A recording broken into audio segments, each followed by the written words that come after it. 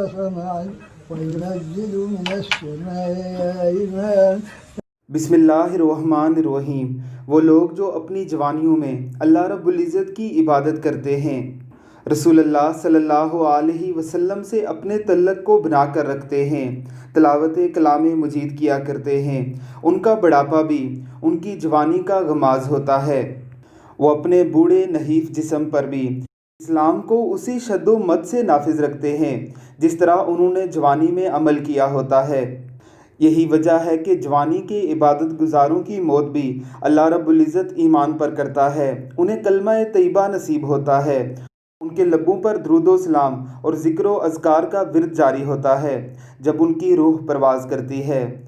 ذرا دیکھیے ان نیک بزرگوں کو، یہ ہاسپٹل میں داخل ہیں اور انتہائی نگاشت کی وارڈ میں زیر علاج ہیں، لیکن یہ باقاعدگی سے تلاوت کلام مجید کرتے ہیں.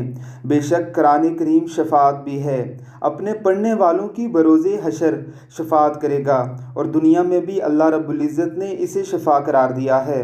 وَنُنَزِّلُ مِنَ الْقُرْآنِ مَا هُوَ شِفَاءٌ وَرَحْمَةٌ لِّلْمُؤْمِنِينَ.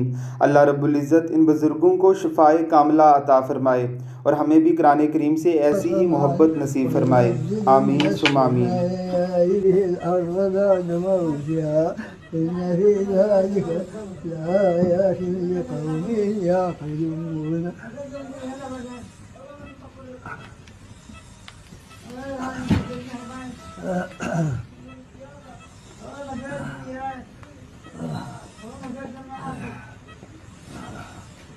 ومن آياته أن تقوم السماء والأرض بأمره ثم إذا دعاكم دعوة من الأرض إذا أنتم تخرجون.